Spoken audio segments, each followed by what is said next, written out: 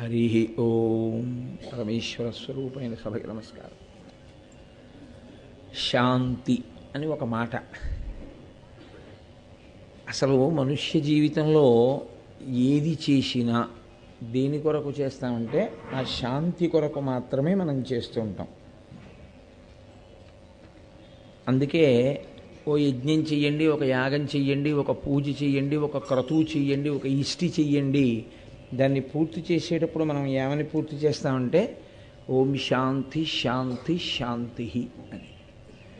ఈ శాంతి అన్న మాటకు అర్థమేమి అంటే, శాంతి అంటే రాగమునకు ద్వేషమునకు అతీతముగా ఉండగలిగినటువంటి స్థితి ఏది ఉందో అది నిజమునకు శాంతికారకము.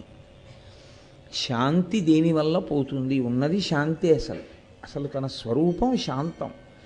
ఆ శాంతము, ఆ శాంతి లోపల లేకపోతే మిగిలినవి ఏవి తీసుకొచ్చి మీరు తొడిగినా అవి ఎలా ఉంటుందంటే నీటి యందు ముంచి అంటించిన కాగితంలా ఉంటుంది, ఊడిపోతుంటాయి వెంటనే.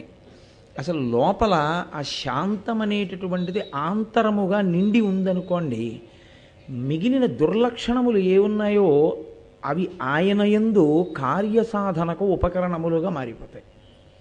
అంటే నేను మీకు దీన్ని వివరణ చెయ్యాలి అంటే, రామచంద్రమూర్తి విషయంలో వాల్మీకి మహర్షి శ్రీరామాయణంలో వివరణ చేస్తూ ఒక మాట అంటారు. కూన్వస్మిన్ సంప్రదంలోకే గుణవాన్ కశ్చ వీర్యవాన్ ధర్మజ్ఞశ్చ కృతజ్ఞశ్చ సత్యవాక్యో దృఢవ్రత అని 16 గుణములను వర్ణన చేస్తూ ఆయన కావాలనుకుంటే కోపాన్ని తెచ్చుకుంటాడు. జితక్రోధ, ఆయన కోపము కలిగినవాడు కాదు, కోపమును జయించేశాడు. అందుకని ఆయనకి రమ్మంటే వస్తుంది, ఎంతసేపు ఉండమంటే అంతసేపు ఉంటుంది, ఎప్పుడు వెళ్ళిపోమంటే అప్పుడు వెళ్ళిపోతుంది. అంటే ఆయన కోపమునకు వశుడు కాడు, కోపము ఆయన వశంలో ఉంటుంది. అలా ఎందుకు ఉంచుకోవాలి అంటే, కోపాన్ని అసలు ఎందుకండి తెచ్చుకోవలసిన అవసరం మాత్రం ఏముంది అంటే, కార్యాన్ని నిర్వహణ చేసేటప్పుడు ఒక్కొక్కసారి అలా కోపాన్ని సాధనంగా వాడాలి చక్క పెట్టడానికి. హాయ్ అని మీరు కన్నెర్ర చేశారనుకోండి, పరిస్థితులు తమంత తాము సర్దుకుంటాయి. ఎందుకంటే మనుష్యుల్లో రకరకాలైనటువంటి లక్షణాలు కొన్ని ఉంటాయి. వెళ్ళేది ఒక ప్రయోజనం కోసం వెడతాడు, చేసేది అక్కర్లేని పనులన్నీ అక్కడ చేస్తుంటాడు. దీనివల్ల ఏమవుతుందంటే, లోపల ఉండేటటువంటి ఆ సంస్కార బలం చేత తాను శాంతంగా ఉండడు, ఇంకొకరిని శాంతంగా ఉంచడు. తాను శాంతిని పోగొట్టుకుంటే ఒక నష్టం, ఆ స్థితిలో వెళ్ళి 10 మందితో చేరి వాళ్లకున్నటువంటి శాంతిని కూడా పాడు చేసేస్తాడు. అందుకని కోపాన్ని సాధనంగా ఎందుకు స్వీకరిస్తారంటే పెద్దలు, ఆ సాధనాన్ని ఆధారం చేసుకొని చక్కదిద్దుతూ ఉంటారు, చక్కబెడుతూ ఉంటారు వ్యవహారాలను. ఓసారి అలా కోపం నటిస్తే కొన్ని వ్యవహారాలు చక్కబడిపోతాయి. అయ్యి బాబోయ్ ఆయనకి కోపం వస్తుందండి అలా చేస్తే అంటారు. బట్ అది కార్యం చక్కబెట్టడానికి ఒక సాధనం. నిజంగా ఆయన కోపానికి ఏం వశుడైపోడు, కోపానికి వశుడైపోతే ఊగిపోతాడు, దాని ఎందు ఉండిపోతాడు. కావలసినంత పట్టుకుని ఇంకా అక్కర్లేదన్నప్పుడు వదిలేస్తాడు. యథోరగస్త్వచం జీర్ణాం సవై పురుషముచ్యతే అంటారు వాల్మీకి మహర్షి. పాము తన శరీరంలోంచి వచ్చినటువంటి కుబుసాన్ని తాను విడిచిపెట్టినట్టు కోపాన్ని తెచ్చుకుని వదిలిపెట్టగలుగుతాడు. కాబట్టి అశాంతి ఏర్పడడానికి కారణములు 2 అని చెప్తుంది శాస్త్రం. 1 మోదము, 2 ఖేదము లేదా రాగము ద్వేషము. ఈ 2 మాటలైతే తొందరగా పట్టుకోవడానికి తేలిగ్గా ఉంటుంది.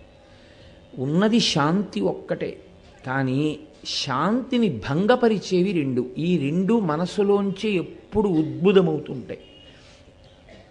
రాగము అంటే ప్రేమ అన్నమాట కూడా అంత సబబు కాదేమో. దాని యందు వాంఛ, అది లేకపోతే తాను ఉండలేననేటటువంటి భీతి, అది ఉండాలన్న కోరిక. నాకు ఒక వస్తువు వల్ల సంతోషంగా ఉందనుకోండి, నాకు దాని యందు రాగం అంకురిస్తుంది, ఇది ఎప్పుడు ఉండాలి అని కోరుకుంటాను. కానీ కాలమునందు వచ్చిన వస్తువు కాలమునందు వెళ్ళిపోవాలి కదా, ఎలా ఉంటుంది? ఉండదు. ఇది అసలు శాస్త్రంలో పెద్ద ఇబ్బందికరమైన విషయం. మనిషి రాగమును పెంచుకోకుండా ఉండలేడు. ఎన్ని ఆ బంధనములో వేసుకుంటాడు. ఇవన్నీ జారిపోయే వచ్చిన పెద్ద సమస్య ఏమిటంటే కాలంలో వచ్చాయి. రాగము పెట్టుకున్న తాను ముందు జారిపోతాడో, రాగము ఎవరి ముందు పెట్టుకున్నాడో వాళ్ళు జారిపోతారో తెలియదు. ఇది పెద్ద సమస్య. ఎందుకంటే ఈశ్వరుడు ఏం చేస్తాడంటే ఏ జీవుని యొక్క పాపపుణ్యములను అనుసరించి ఆ జీవుని యొక్క స్థితిని నిర్ణయం చేసేస్తాడు. నువ్వింతకాలం ఉండాలి ఆయన నిర్ణయం చేస్తాడు. ఇప్పుడు వెళ్ళిపోయిన జీవుడు వెళ్ళిపోయాడు. ఏడుస్తూ ఉండిపోయేవాళ్ళు ఎవరో తెలుసా అండి? ఆయన యందు రాగము పెట్టుకున్న వాళ్ళు మిగిలిన శేష జీవితాన్ని పాడు చేసేసుకుంటారు. ఎందుకని అంటే రాగము ఉండిపోయింది. అరే అతను వెళ్ళిపోయాడు, ఆమె వెళ్ళిపోయింది అని బెంగ పెట్టేసుకుంటారు. ఇది చెప్పినంత తేలిక మాత్రం కాదు. కాబట్టి రాగము శాంతిని పోగొట్టేస్తుంది, ద్వేషము శాంతిని పోగొట్టేస్తుంది. రెండు, ఒకవేళ రాగమున్న వస్తువు పోకుండా ఉంటే అప్పుడు శాంతి పోతుంది. ఎందుకో తెలుసా అండి? ఇది పోతుందేమో అని భయం. ఒకవేళ పోతుందన్న భయమే లేకపోతే ఆ ఏ వస్తువు వలన మీరు ఆ సుఖాన్ని పొందుతున్నారో ఆ సుఖమునందు మగ్నత కొంతసేపే ఉంటుంది. కాబట్టి ఆ సుఖము ఆగిందనుకోండి, మీరు అనుభవించలేకపోయారనుకోండి, వెంటనే అది దుఃఖానికి కారణం అవుతుంది. మీరు నాకు తీసుకొచ్చి ఒక 1 డజన్ లడ్లు ఇక్కడ పెట్టారనుకోండి, నా పొట్ట 2 లడ్లు పట్టేటటువంటి పొట్టని ఈశ్వరుడు ఇచ్చాడనుకోండి, నాకు వెంటనే దుఃఖం కలుగుతుంది. ఈశ్వరుడు నాకు 6 లడ్లు పట్టే పొట్ట ఎందుకు పెట్టలేదు అని. కాబట్టి రాగము దుఃఖహేతువు, ద్వేషము దుఃఖహేతువు. కాబట్టి ఇప్పుడు శాంతి లేనిది ఎవరికి అని మీరు నన్ను అడిగారనుకోండి, నేనేం చెప్పవలసి ఉంటుందంటే నాతో కలిపి ఈ సమస్త జగత్తుకి రాగద్వేషములు ఉన్నాయి.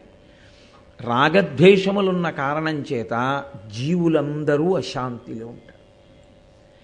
ఇది కెరటములు కొట్టినట్లు ఎప్పుడూ అశాంతిని తీసుకొస్తాయి. మీరు చూడండి, నీటి లక్షణం ఏమిటంటే అలా ఉండడం. కానీ మీరు ఏమాత్రమైన పల్లం వచ్చేటట్టుగా చేశారనుకోండి, అది జారిపోతున్నట్టు. లేదా మీరు చేయి పెట్టి కదిపారనుకోండి, తిరుగుతుంది.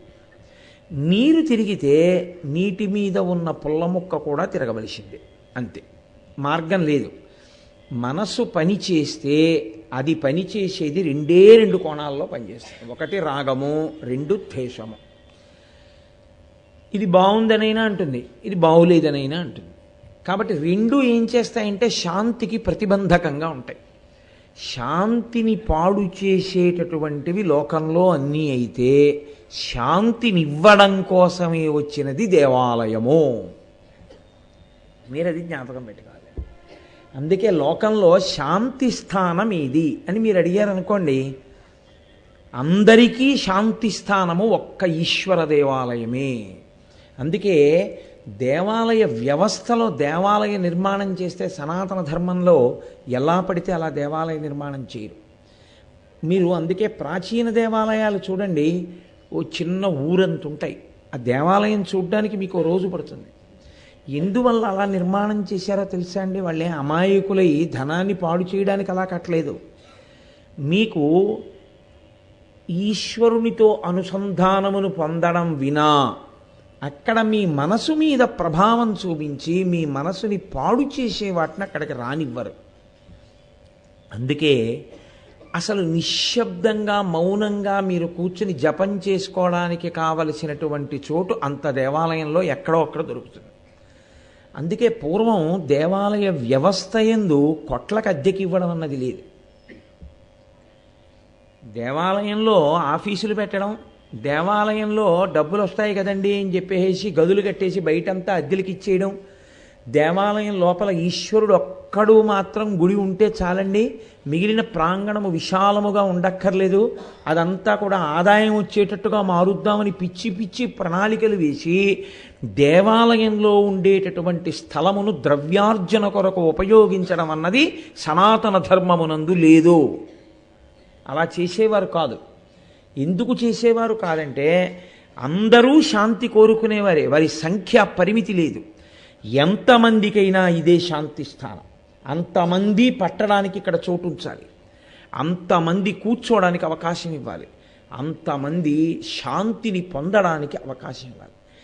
మీరు చూడండి, ప్రొద్దున్న మీరు గంధం తీసేటప్పుడు శరీరము ఖేద పడుతోంది, కానీ ఎంత సంతోషంగా తీశారో. ఆయన ఎప్పుడైనా మీతో మాట్లాడా? ఆయన ఎప్పుడైనా మీ ఇంటికి వచ్చి చూశాడా మిమ్మల్ని? నేను ఇలా అంటే మీకు కొంచెం మనసుకు కష్టంగా ఉంటుంది. అదేమిటండి అలా అంటారు, ఆయన మా ఇంటికి రాకపోవడం ఏంటండి, నిన్ననే కదండి అన్నారు గుండెల్లో ఉన్నాడని, చేరువ చిత్తములోని శ్రీనివాసుడా అన్నారు కదండి, ఇవాళ అలా అంటారు ఏమిటి, ఆయన లేకుండా జీవితం ఏదంటారు. సనాతన ధర్మమునందు మనకి ఈశ్వరునితో ఉండే అనుబంధం అటువంటిది. అందుకే ఆయన గంధం రాసుకుని ఇలా తెర తీస్తే ఒక్కసారి ఎంత ధనొచ్చిందో చూడండి. అంటే అందరిలో నుండి ఆనందము ఒకే క్షణములో ఉద్భుతమైంది. అందరిలో, ఇక్కడ ఉన్న అందరిలో ఒక్కసారి సంతోషం ఉద్భుతమైంది. నేను ఆ పైకి వెళ్ళి చూసి ఇలా తిరిగి మీ అందరూ తీసిన గంధమే అంటే ఆనందం ఆపుకోలేక మీ అందరూ చప్పట్లు కొట్టేశారు.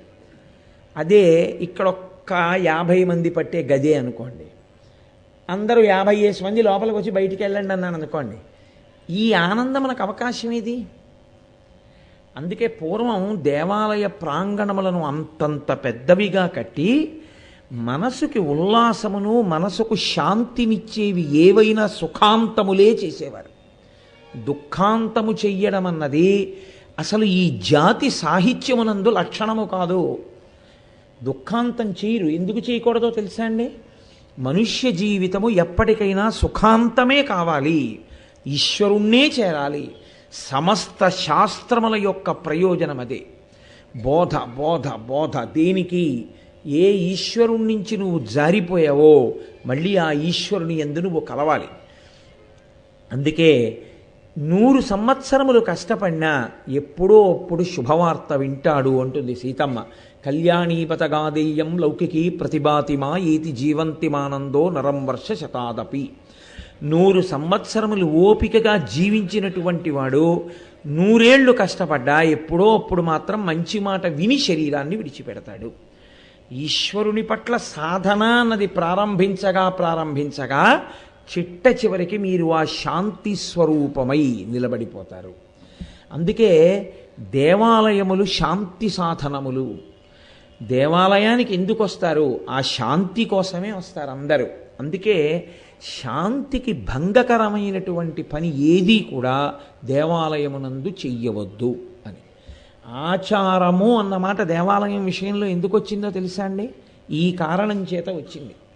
ఇది మీకు తెలియనంతసేపు వచ్చేటటువంటి పెద్ద ఇబ్బంది ఏమిటంటే, అసలు మీకు దేవాలయ వ్యవస్థకి మీకు ఉండేటటువంటి అనుబంధమేమో అర్థం చేసుకోనప్పుడు నేను గుడికి వెళ్తున్నాను అన్న మాటకి ఒక అర్థం లేదు. ఎందుకో తెలుసా అండి? మనిషి జీవితాన్ని శాసనం చేసేవి 2 ఉంటాయి. మీరు బాగా జ్ఞాపకం పెట్టుకోండి. ఒకటి బడి, 2 వైద్యశాల. ఈ రెండిటికీ వెళ్లకుండా శరీరంతో ఉండడం అన్నది అసలు సాధ్యం కాదు. ఎందుకంటే అసలు బడికి ఎన్నడూ వెళ్ళలేదు. విద్యావిహీన పశువు, వాడు పశువు, మనుష్య జన్మ ఎత్తినా ఉపయోగం లేదు. ఆయన ఎన్నడూ వైద్యశాలకి వెళ్ళలేదు, అది కూడా సంభవం కాదు. ఎందుకంటే శరీరం అన్న తర్వాత ఇది పాపపుణ్యములను అనుభవింపచేయడానికి వచ్చింది కాబట్టి దీనికి ఏదో ఒక ఇబ్బంది వస్తుంది. వైద్యశాల అంటే మీరు హాస్పిటల్కే వెళ్ళక్కర్లేదు. ఏమిటో తలకాయ పోటుగా ఉందని కాస్త నూనె మద్దనా చేయించుకున్నా మీరు ఇబ్బందిలోకి వెళ్ళినట్టే.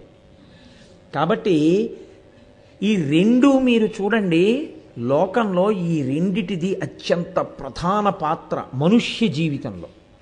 ఇతరమైనటువంటి జంతువుల విషయంలో కానీ 84 లక్షల జీవరాశుల్లో మనుష్యుడు వినా మిగిలిన వాళ్ళకి ఈ రెండిటి అవసరము అన్ని వేళలా ఉండదు. ఎందుకో తెలుసా అండి? అలా వెళ్ళిపోతూ ఒక కుక్క గభాలన దేని కిందో పడింది, దాని కాలు విరిగింది. అది రోడ్డు మీద తిరిగే కుక్క, అది కాలు ఈడ్చుకుంటూ తిరుగుతోంది. అది ఎవరిదో పెంపుడు కుక్క అయితే ఏమో నేను చెప్పలేను, కానీ ఆ ఊర కుక్కని పట్టుకుని తీసుకెళ్ళి ఎవ్వరూ హాస్పిటల్లో ఏం జాయిన్ చేయరు, దానికి ఏం కట్టు కట్టించారు. అందుకే కొన్ని కుక్కలు అలా కాలు ఈడిస్తూనే తిరుగుతాయి జీవితాంతం. దానికి పాపం ఏమి ఎవరు చేయిస్తారు, అందునంతే అలాగా.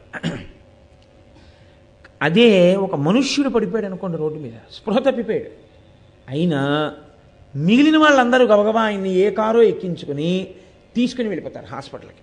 అరేరే ఆయనకి ఇబ్బంది కలుగుతోంది అని. కాబట్టి ఈ బడి అనేటటువంటిది, వైద్యశాల అనేటటువంటిది ప్రధానంగా మనుష్య జీవితమే. ఇన్ని జీవరాశులున్నా బడికి వెళ్ళే అవసరం వేటికైనా ఉందా? వేటినైనా తీసుకెళ్ళి బడిలో జాయిన్ చేస్తారా? చేయరు. ఒక్క మనుష్యుని కొరకే బడి వచ్చింది. కానీ గుడి ఎందుకో నేను మీతో మాట్లాడుతున్నాను సుమండి. బడి, ఆ తర్వాత వైద్యశాల, ఈ రెండు ఏం చెయ్యగలవు? ఈ రెండు మీకు చదువు చెప్పగలదు బడి, మీకు ఆరోగ్యం ఇవ్వగలదు వైద్యశాల. ఈ రెండు మీకు అక్కడ దొరికినా మీరు మనుష్యుడిగా బ్రతుకుతారని నమ్మకం మాత్రం లేదు. అదేమిటండి అలా అన్నారంటారేమో. మీరు చూడండి, బాగా చదువుకున్నవాడు బాగా మోసం చేస్తాడు. ఏమీ తెలియనటువంటి అమాయకులు, పల్లెపట్టుల్లో ఉన్నవాళ్ళు, వాళ్ళకి అమాయకత్వం, వాళ్ళకి మోసం చేయడం చేత కాదు. చదువుకున్నవాడు, బాగా చదువుకున్నవాడు మోసం చేయడం మొదలెట్టాడు అనుకోండి, వాడిని ఎవ్వరూ పట్టుకోలేరు. చాలా కష్టం. అటువంటి వాళ్ళు మోసాలు చేస్తే చాలా భారీ స్థాయిలో ఉంటాయి ఆ మోసాలు. అది ఎవ్వరూ పట్టుకోలేరు. ఎందుకంటే వాడు చదువుకున్నాడు. జ్ఞానకలునిలోని శారదయువోలే అంటారు. ఇప్పుడు చదువు వాడికి సంస్కారం ఇవ్వగలదా? చదువుకున్నంత మాత్రాన సంస్కారం ఇవ్వగలిగితే ఈ దేశంలో చాలామంది అధికారులు లంచాలు పుచ్చుకోవడం అన్నది కూడా ఉండకుండా ఉండాలి కాదు. ఏ పదవిలో కూర్చున్నావన్నది కాదు, నువ్వెంత సంస్కారంగా బతుకుతున్నావన్నది అవసరం. నీ చదువు వల్ల పదవి వచ్చిందేమో కానీ సంస్కారం లేని చదువు సమాజమునకు బరువు. వాడు ఎవరికి ఉపయోగపడతాడు? దేన్ని చెయ్యాలన్నా వాడికి స్వార్థం తీరాలి, అప్పుడు కానీ వాడు పనిచేయడు. అప్పుడు వాడు చదువుకున్న చదువు చేత వాడు పశువై మరింత ఇబ్బంది పెట్టాడా లోకాన్ని? లేకపోతే వాడు చదువుకున్న చదువు చేత 10 మందిని ఉద్ధరించాడా? నేను కేవలం బడి మిమ్మల్ని మనుష్యుడిగా నిలబెట్టలేదు.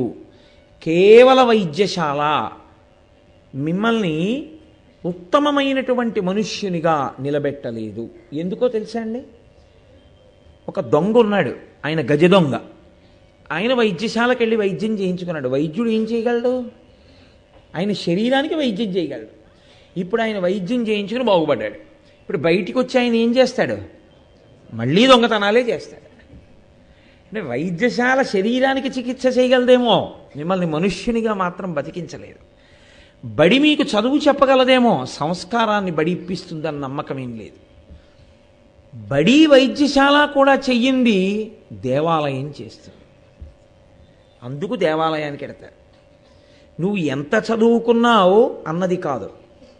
అసలు ఖాళీ ఉండట్లేదండి ఉద్యోగంలో. గుడికి వెళ్ళడానికి అన్నవాడెవడో వాడు మనుష్యత్వమునకు దూరంగా బతుకుతున్నవాడు. ఈశ్వర దర్శనానికి దేవాలయానికి వెళ్ళడానికి వీలు లేనంత ఖాళీగా నేను లేనన్న ఎవ్వరి మాట నేను నమ్మను. ఏమి నువ్వు కాఫీ తాగడం మానేస్తున్నావా? పేపర్ చదవడం మానేస్తున్నావా? పడుకోవడం మానేస్తున్నావా? తినడం మానేస్తున్నావా? తిరగడం మానేస్తున్నావా? ఏది మానేస్తున్నావు? నీకు అవసరం అనుకున్నవన్నీ నువ్వు చేస్తున్నావు. నీకు దేవాలయం అవసరం అక్కర్లేదనుకున్నావు, మానేశావు. ఆ మాట చెప్పు.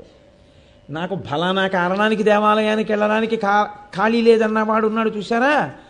వాడికి దేవాలయం కన్నా అవి ఎక్కువ తప్ప నిజానికి వాడికి దేవాలయం దగ్గరికి వెళ్ళడానికి తీరుబడి లేనివాడు వాడు కాడు. వాడి మెదడులో ఏదో ఉంది, అది ప్రతిబంధకంగా వస్తోంది. వాడి మనుష్యత్వము పూర్ణంగా ప్రకాశించకుండా అడ్డుపడిపోతోంది. అందుకని వాడు వెళ్ళలేడు గుడికి. మీరు చూడండి, అందుకే అన్నిటికీ వేళ ఉంటుంది, అన్నిటికీ టైం ఉంటుంది. నేను ఊరు వెళ్ళాలంటాడు, రిజర్వేషన్ చేసుకుంటాడు. కూతురికి 103 జ్వరం వచ్చింది, టికెట్ క్యాన్సిల్ చేసుకుని వెళదామన్న పని మానేసి హాస్పిటల్కి వెళ్ళి కూర్చుంటాడు.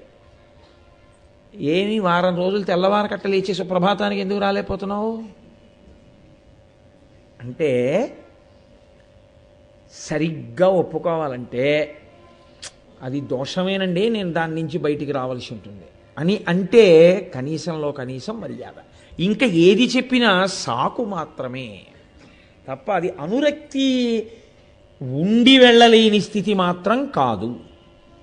కాబట్టి దేవాలయం ఏం చేస్తుందో తెలుసా అండి? మనుష్యత్వమును ప్రకాశింపచేస్తుంది. అందుకు వెళ్ళాలి గుడికి. అసలు గుడికి వెళ్ళడానికి ప్రధాన ప్రయోజనం అది. దేవాలయానికి వెళ్ళినప్పుడు మీతో పాటే దేవాలయంలో అందరూ మీ వెనకాతలు నించుంటారు. అందరం ఆయనకే నమస్కారం చేసి వెళ్ళిపోతూ ఉంటాం. ఇప్పుడు ఏమర్థమైనట్టు అక్కడ మీకు? నేనైనా మీరైనా ఉపన్యాసం నేను చెప్పచ్చు, కానీ ఆయనకి నమస్కారం చేసేటప్పుడు సుప్రభాత దర్శనంలో మీతో పాటు నేను వస్తున్నానా లేదా? అంటే ఏ గదిలో పంపులోంచి నీళ్ళు వచ్చినా ఆ పంపులోంచి వస్తున్న నీళ్లు మాత్రం ఓవర్ హెడ్ ట్యాంకులోవే. అక్కడ కూర్చుని వాళ్ళు మంత్రం చెప్పినా ఆయనలోంచే, వెంకటరమణ గారు అంత అందమైన అలంకారం చేసినా ఆయనలోంచే, నేను 4 మాటలు చెప్పినా ఆయనలోంచే, మీరు శ్రద్ధగా వినగలిగినటువంటి తత్వాన్ని ఈశ్వరుడు మీకు ఇచ్చినా ఆయన వలననే, ఏది జరిగినా ఆయన వలననే. కాబట్టి మనందరికీ ఒక సంబంధం ఉంది. ఏమిటా సంబంధం? ఈశ్వరుడి దగ్గరికి వచ్చేటప్పటికి మనది వసుధైక కుటుంబం, మనం అందరం ఆయన బిడ్డలం. కాబట్టి సభాభ్య సభాపతిభ్యశ్చ ఓ నమో నమో అంటుంది యజుర్వేదం. ఇప్పుడు సభాపతి ఈశ్వరుడే. అందుకే ఇది ఒక్క సనాతన ధర్మమే అంటుంది ఈ మాట. అందుకే గుడికి రానివాడెవరున్నాడో వాడికి ఈశ్వరుడు అనుగ్రహించుగాక అని గుడికొచ్చిన వాడు నమస్కారం చేయాలండి. చాలా చిత్రం కదండి. ఎందుకో తెలుసా? మీ ఇంట్లోనే ఓ 4 బిడ్డలు ఉన్నారనుకోండి, చిన్నవాడు నాన్నగారి మాట వినకుండా ఏదో అనవసరపు తిరుగుళ్ళు తిరుగుతున్నాడు, వాడు నాన్నగారి మాట వినుంటే బాగుపడేవాడు, వాడు చెప్పిన మాట వింటలేదు. ఇప్పుడు తల్లి వెళ్ళి దర్శనం చేస్తే ఎవరి కోసం నమస్కారం చేస్తుంది? గుడికొచ్చే పెద్ద కొడుకు కోసం నమస్కారం చేస్తుందా?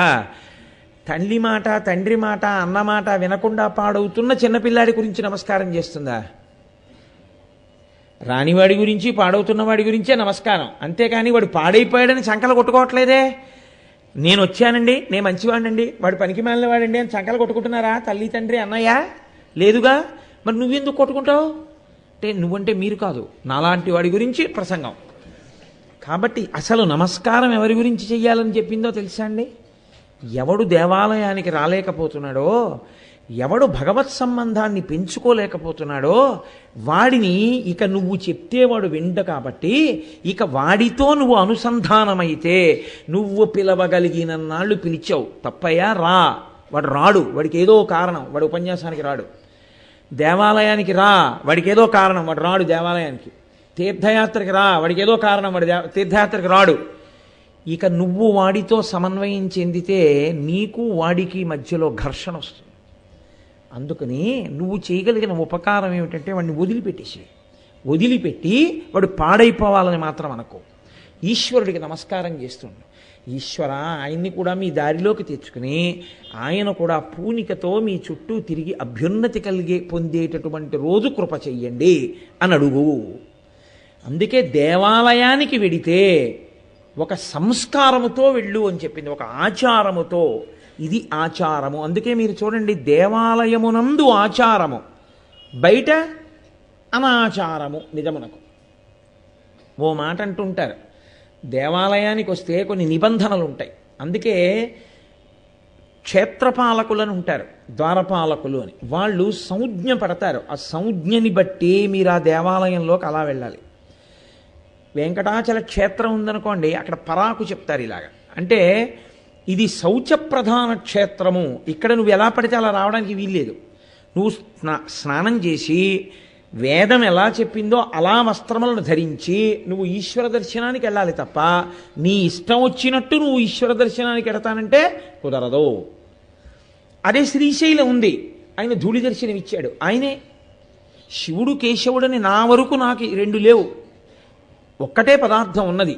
కాబట్టి ఆయనే శివుడిగా శివలింగంగా ఉంటే శ్రీశైలంలో నీ ఇష్టం, ఊరి నుంచి రాగానే ఎంత మట్టి బట్టలతో ఉన్నా వచ్చి నన్ను ముట్టేసుకో అన్నాడు. అదే శివుడు ఉజ్జయిని వెడితే కాపాలికులు తెచ్చి శవభస్మతం అభిషేకం చేస్తుంటే అసలు ఆడవాళ్ళు చూడ్డానికి కూడా లేదు, తల మీద బట్టేసి కూర్చోమన్నాడు.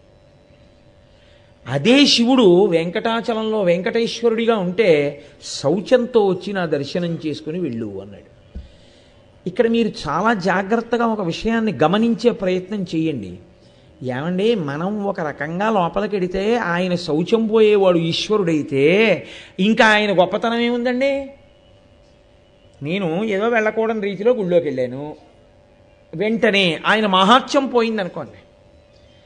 ఆయన మహాత్యం నేను వెళ్ళకూడని రీతిలో లోపలికి వెళ్ళినంత మాత్రం చేత పోగొట్టుకోగలిగినంత బలహీనుడైతే ఇక ఆయన ఈశ్వరుడేమిటి? మరి నియమాలన్నీ ఎందుకు అంటే మీరు ఒకటి బాగా జ్ఞాపకం పెట్టుకోవాలి. దేవాలయ వ్యవస్థ ఎందు నేను ఎందుకు ఇవాళ ఇది మాట్లాడవలసి వస్తుందో తెలుసా అండి? నాకు ఆ మూర్తి దర్శనమే నాకు దీనికి ప్రేరణ. మీ ఇల్లే, మీ ఇంట్లోనే ఉన్న స్థలం అదే. మీరు గోడలు పెట్టి గదులు అన్నారు, గోడలు తీసేసాను అనుకోండి, అదంతా మీ స్థలమే, మీ ఇల్లే, మీరు ఉండడానికి కొనుక్కున్నది. దాన్ని మీరు గోడలతో విభాగం చేసి ఇది నేను పడుకుంటాను, ఇది నేను కూర్చుంటాను, ఇక్కడ వంట చేసుకుంటాను, ఇక్కడ స్నానం చేస్తాను, ఇది నాకు గోప్యముగా చేయవలసినటువంటి పనులకు ఉపకరణమైనటువంటి మరుగుదొడ్డి అని నిర్ణయం చేసుకున్నారు. అది మరుగుదొడ్డి అయినా మీదేనా కాదా? మీదేనా? వంటశాల అయినా మీదేనా కాదా? భోజనం మరుగుదొడ్లో చేస్తారా? మనదేగా, చెయ్యం. భోజనం చేసేది భోజనాల గదిలోనే ఆ శౌచంతో. ఆ పంచ కట్టుకుని ఆ ఉత్తరీయం భుజం మీద వేసుకుని చక్కగా వెళ్ళి కూర్చుని ప్రసేచనం చేసి శౌచంతో కాళ్ళు చేతులు కడుక్కునో స్నానం చేసో భోజనం చేస్తారు. అదే స్నానానికి ముందరే శరీరమునకు శౌచసిద్ధిని పొందడానికి మరుగుదొడ్డిని ఉపయోగిస్తారు. మన ఇంట్లోనే విభాగం ఉంది. ఈశ్వరుడు అంతటా ఉన్నాడు. అంతటా ఉన్నా అంతా మీదే అయినా మీ ఇంట్లో మీరే ఎలా గదులలో ప్రవర్తన మార్చుకున్నారో అంతటా ఈశ్వరుడున్నా ఇక్కడికి తీసుకొచ్చినటువంటి ఈశ్వర తేజస్సుని మీరు దర్శనం చేసేటప్పుడు ఇది మీకు ఇతరులకు శాంతి స్థానము కాబట్టి మీరు ఆచారమును పాటించాలి. అది అందుకొచ్చింది. ఎందుకు అసలు ఆ ఆలయంలో ఆచారం ఉండాలి అన్నదానికి. మీరు చూడండి, మీ ఇంట్లో సభ్యుడే అనారోగ్యం వచ్చింది, హాస్పిటల్కి తీసుకెళ్లారు, ఓ స్ట్రెచ్చర్ మీద పడుకోబెట్టి లోపలికి తీసుకెళ్ళిపోయారు. డాక్టర్ గారు మీరు ఏం చేస్తున్నారో అన్నీ నేను చూడాలి అన్నారనుకోండి, అయితే తీసుకెళ్ళిపోండి అంటే. నేను కాదండి, మా అమ్మగారు వచ్చారు, ఎప్పుడు చూడాలి? సాయంకాలం 4 నుంచి 5 అంతే. మరి మిగిలినప్పుడు మేమే చూస్తుంటాం, ఏం పర్వాలేదు. 4 నుంచి 5 రోజు నువ్వు వచ్చి చూడు, మీ వాడు మెరుగుపడ్డానికి నీకు కనపడుతుంది. మీరు ఒప్పుకుని లోపలికి పంపిస్తున్నారా లేదా? అక్కడ ఒక ఆచారమును పాటిస్తే తప్ప కుదరదు. ఆఫీస్కి వెళ్ళి హాస్పిటల్లో 4 నుంచి 5 రమ్మన్నారండి, ఆఫీసుకు కూడా అలాగే వస్తానంటే సస్పెండ్ చేస్తారు. ఆఫీస్కి 10 నుంచి 5:30 వెళ్ళాలి కాదు. ఏమి మీరు పెట్టుకున్న ఆచారాలే మీరు పాటిస్తున్నారే, ఈశ్వరుడి దగ్గరికి వచ్చేటప్పటికి ఇవన్నీ ఎందుకని అడుగుతారే? ఈశ్వరుడి దగ్గర అలా ఎందుకు అడగకూడదంటే ఇది శాంతి స్థానము కనుక, అది ఆరోగ్య స్థానము, అది నీ కార్యస్థానము, ఇది శాంతి స్థానము. ఇది నీకొక్కరికే కాదు 10 మందికి శాంతి స్థానము. కాబట్టి ఒక ఉపన్యాసానికి ఎడుతున్నావు, నీ సెల్ ఆఫ్ చేసి వెళ్ళడం నీకు రావాలి. అలా రాకపోతే నువ్వు ఒకందుకు వెళ్ళి నీ శాంతిని పోగొట్టుకోవడం కాకుండా 10 మంది శాంతి పోగొడతావు. ఎక్కడ ఎలా ఉండాలో నేర్చుకుని ప్రవర్తించడమే జీవితములో సంస్కారమును పొందుట. ఇది ఏమవుతుందని చెప్పారో తెలుసా అండి? తేజస్సు క్షేత్రమునందు ప్రతిష్టని బట్టి ఉంటుంది. అది గమ్మత్. పునాదిని బట్టి ఇంటికి శక్తి రావట్లా.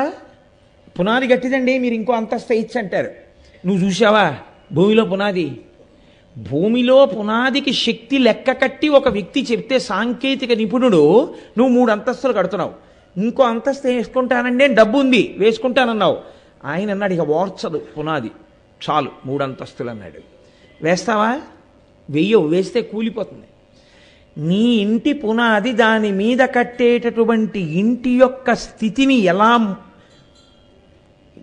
నిశ్చయం చేస్తుందో దేవాలయంలో ఉండేటటువంటి మూర్తి యొక్క శక్తి దాని ప్రతిష్ట యందు నిర్ణయమవుతుంది.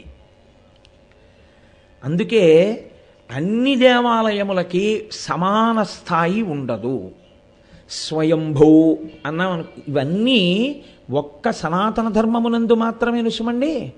ఒక్క సనాతన ధర్మమునందు వినా ఈశ్వరుడి గురించి ఇంత గొప్పగా చెప్పగలిగినటువంటి స్థితి ఎక్కడా మీకు కనపడదు. ఈశ్వరుడు స్వయంభూ కొన్ని చోట్ల అంటే వ్యక్తమయ్యాడు అని గుర్తు. అంటే నేను మీకు బాగా చెప్పాలి అంటే ఇప్పుడు ఈశ్వరుడు లోకమంతటా ఉన్నాడు, ఆయన లేనిదేం లేదు. మరి గుళ్ళోనూ ఈశ్వరుడు ఎలా ఉన్నాడు? అంతటా ఉన్నవాడేగా ఇక్కడ ఉన్నాడు. అంటే అంతటా ఉన్నవాడు ఒక చోట వ్యక్తమైనాడు అంటే పైకి కనపడేటట్టుగా ఒక రూపమును పొంది పైకొచ్చాడు. అలా రూపమును పొంది పైకి వస్తే ఆ స్థితికి స్వయంభూ అని పేరు. ఎవ్వరూ ప్రతిష్ఠ చేయరు. తనంత తానుగా ఈశ్వరుడు వెలిశాడండి అంటారు. వెంకటాచలము, శ్రీశైలము, సింహాచలము ఇలాంటి క్షేత్రాలు ఉన్నాయే, ఇవన్నీ స్వయంభూ. తనంత తాను ఈశ్వరుడు వ్యక్తమయ్యాడు అక్కడ. అది అపార తేజస్సు.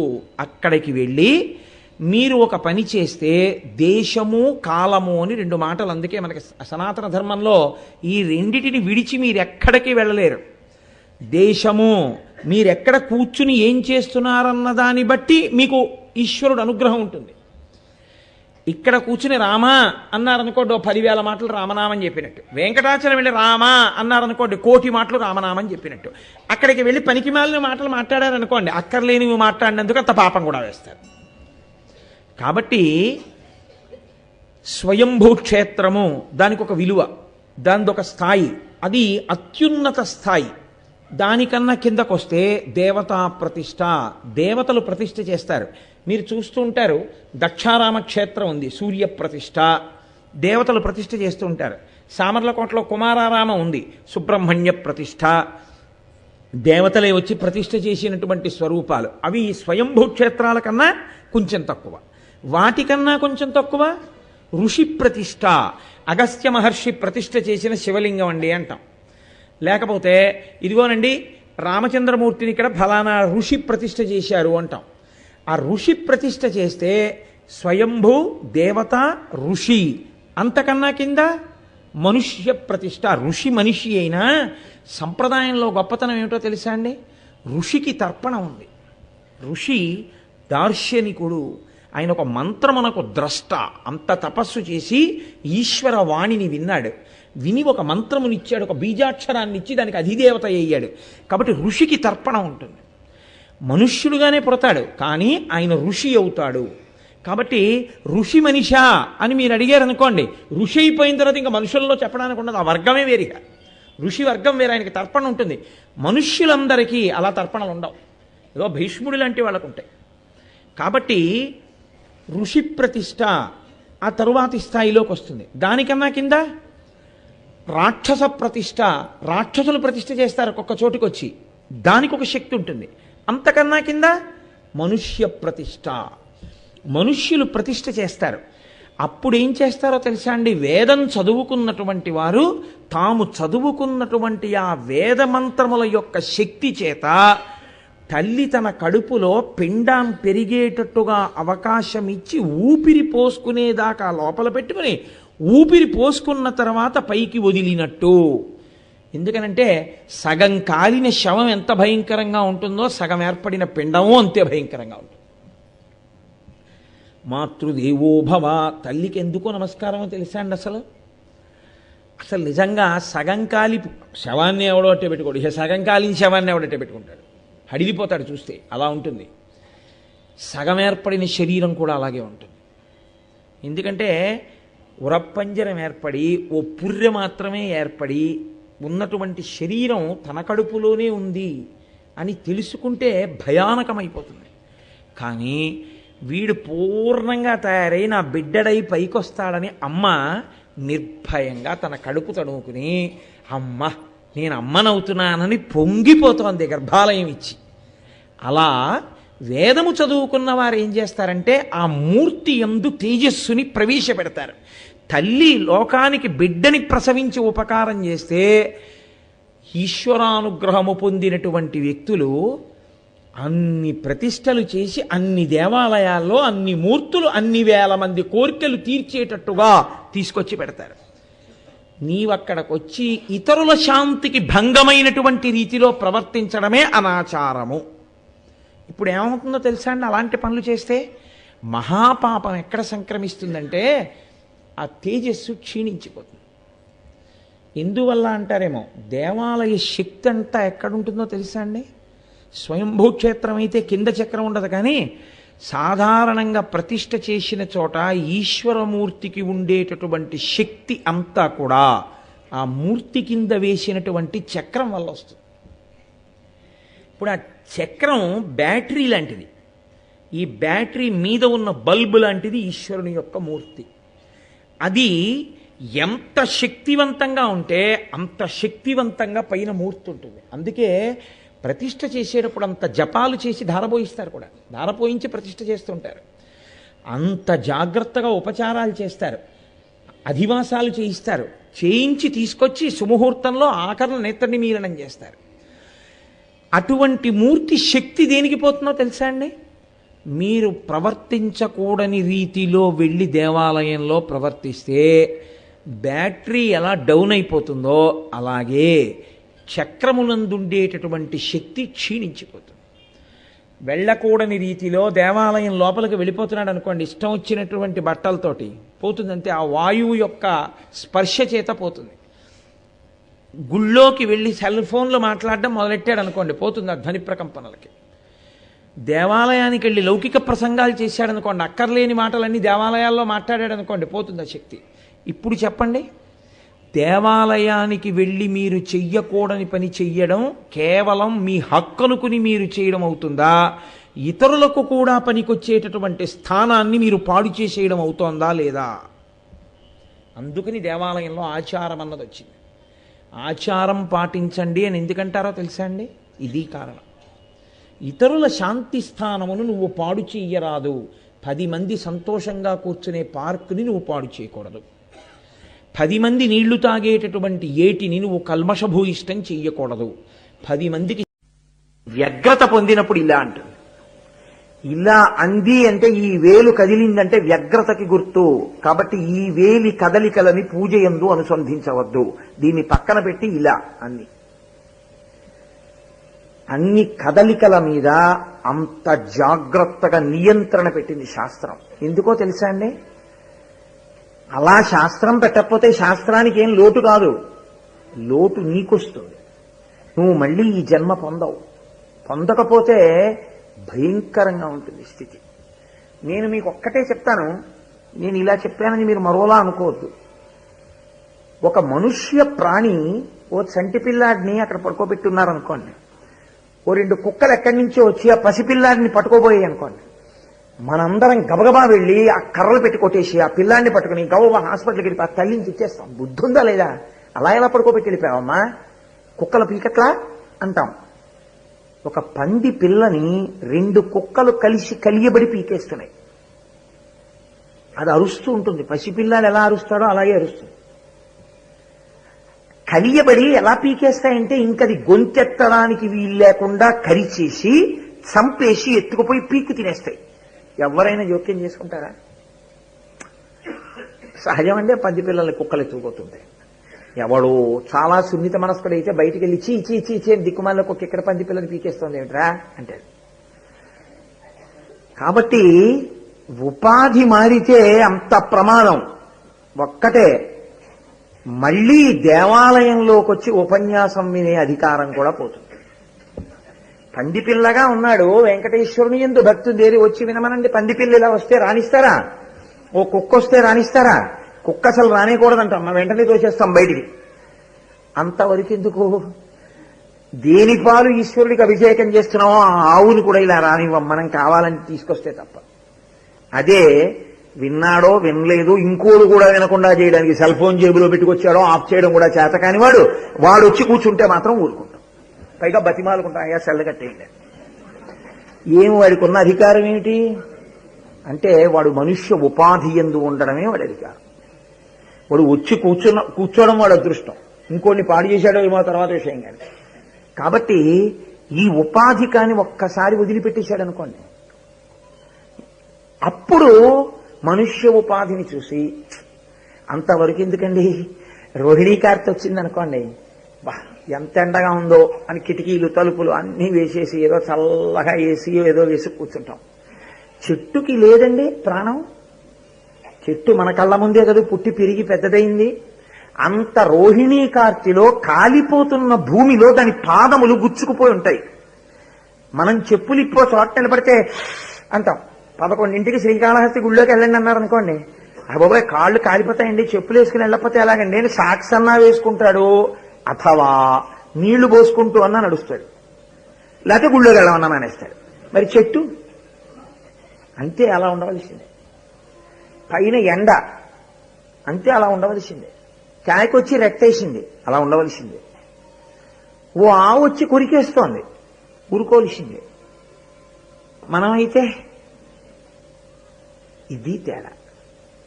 సరే, నేను ఇంకా దాంట్లో లోపలికి వెళ్ళదలుచుకోలేదు. అసలు మనుష్య ఉపాధి జంతు ఉపాధి మీద ఎలా అధికారాన్ని పొంది భోగోపకరణాలుగా మారుస్తుందో శాస్త్రం చెప్పే తీరు గమనిస్తే మీరు తెల్లబోతారు.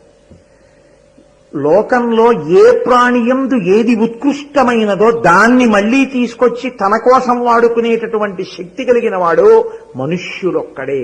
మీరు చూడండి, ఏనుక్కి దంతం అందంగా ఉందనుకోండి, దాని దంతం పీకి తీసుకొచ్చి ఓ బొమ్మ చేసుకుని ఇంట్లో పెట్టుకుంటాడు. పులితోలు బాగుంటుంది అనుకున్నాడు అనుకోండి, ఒలిచి తెచ్చి కిందేసుకుని దాని మీద కూర్చుంటాడు. కుక్క కాపలా కాస్తుందన్నారు అనుకోండి, కుక్కను తీసుకొచ్చి ఇంట్లో పెట్టి దాంతో కాపలా కాయించుకుంటాడు. గుర్రం బాగా పరిగెడుతుందని అనుకున్నాడు అనుకోండి, దాని మీద కూర్చున్నది దౌడు తీస్తే వీడు తన గమ్యాన్ని చేరుతాడు. ఒక ఏనుగు ఉందనుకోండి, దాన్ని తీసుకొచ్చి ఇంటి ముందు కచ్చుకుని ఇది నా ఐశ్వర్యం అంటాడు. అలా లోకంలో ఏ ఇతర ప్రాణినైనా వేరొక ప్రాణిని తన భోగానికి వాడుకునే అవకాశం చూపించమనండి, ఉండదు. అది మనుష్యుడు ఒక్కడే అనుభవిస్తాడు అలా. ఓ చెట్టు అక్కడ పోసి నీళ్లు తాగాలి అంతే. అంతేకాని ఆ చెట్టు తన పండు తను కూడా తిందాం. పక్క చెట్టు కాయలు అక్కడే ఉన్నా ఎప్పుడు మా ఇంటి నేను మామిడికాయలే కాస్తానండి, ఓ జామకాయ కోసుకుంటానడానికి వీల్లేదు. మామిడి చెట్టు జామ చెట్టు పక్క పక్కనే ఉన్నా, ఆ మామిడికాయ ఈ జామకాయ నువ్వే తినాలి.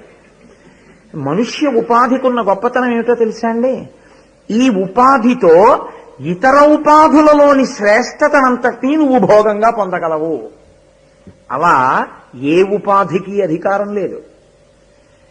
కానీ ఈ అధికారము నీకు ఇయ్యబడిందే, ఈ అధికారమును నువ్వు అనుభవించేటప్పుడు ఈశ్వర ప్రసాదంగా అనుభవించు.